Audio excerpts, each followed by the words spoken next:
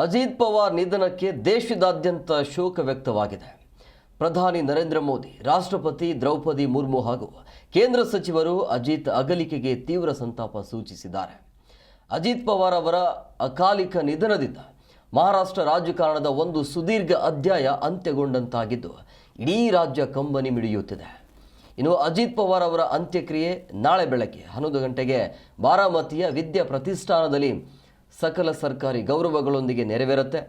ಈ ಸಂದರ್ಭದಲ್ಲಿ ಶರದ್ ಪವಾರ್, ಸಿಎಂ ಫಡ್ನವೀಸ್ ಸೇರಿದಂತೆ ರಾಷ್ಟ್ರಮಟ್ಟದ ಗಣ್ಯರು ಭಾಗವಹಿಸಲಿದ್ದಾರೆ.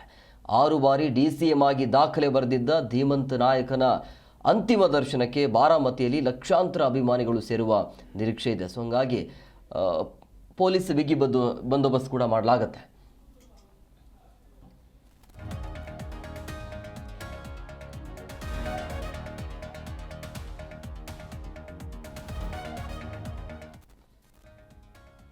ಅಜಿತ್ ಪವಾರ್ ಅಗಲಿಕೆಗೆ ಗಣ್ಯರ ಕಂಬನಿ ಇದು. ಅಜಿತ್ ದಾದ ನಿಧನಕ್ಕೆ ಪ್ರಧಾನಿ ಮೋದಿ ಸೇರಿದಂತೆ ದ್ರೌಪದಿ ಮುರ್ಮು ಅವರು ಕೂಡ ಸಂತಾಪವನ್ನು ಸೂಚಿಸಿದ್ದಾರೆ.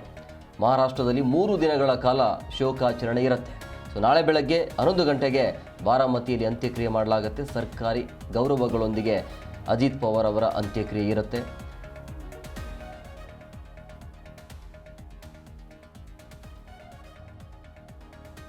ಇನ್ನು ಮಹಾರಾಷ್ಟ್ರದಲ್ಲಿ ಅಜಿತ್ ಪವಾರ್ ನಿಧನದ ಹಿನ್ನೆಲೆಯಲ್ಲಿ ಶಿವರಾಜ್ ಸಿಂಗ್ ಚೌಹಾಣ್ ಅವರು ಕೂಡ ಸಂತಾಪವನ್ನು ಸೂಚಿಸಿದ್ದಾರೆ. ಅಂದರೆ ಇಡೀ ದೇಶದಾದ್ಯಂತ ಗಣ್ಯಾತಿ ಗಣ್ಯರ ಸಂತಾಪ ಇದು.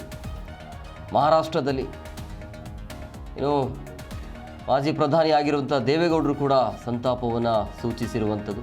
ನೋಡಿ, 6 ಬಾರಿ DCM ಆಗಿ ಅಧಿಕಾರವನ್ನು ಹಿಡಿದಿರುವಂಥದ್ದು. ಅಂದರೆ ಬಾರಾಮತಿ ಆ ಕ್ಷೇತ್ರ ಇದೆಯಲ್ಲ, ಅದೇ ಕ್ಷೇತ್ರದ ರಾಜಕೀಯ ಜೀವನ ಆರಂಭ ಆಗುತ್ತೆ. ಆದರೆ ಅದೇ ಮಣ್ಣಲ್ಲಿ ಮಣ್ಣಾಗಿ ಹೋಗಿದ್ದಾರೆ ದೇವೇಗೌಡರು ಕೂಡ. ಅಂದರೆ ಮಾಜಿ ಪ್ರಧಾನಿ ದೇವೇಗೌಡರು ಕೂಡ ಈಗ ಸಂತಾಪವನ್ನು ಸೂಚಿಸಿದ್ದಾರೆ.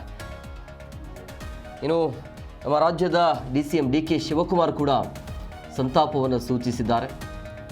ಈ ಶಕ್ತಿ ಅಂದರೆ ಆ ದುಃಖದ ಶಕ್ತಿನ ಭರಿಸುವಂಥ ಆ ಭಗವಂತ ನೀಡಲಿ ಅಂಥೇಳಿ DCM DK ಶಿವಕುಮಾರ್ ಕೂಡ ಸಂತಾಪವನ್ನು ಸೂಚಿಸಿರುವಂಥದ್ದು.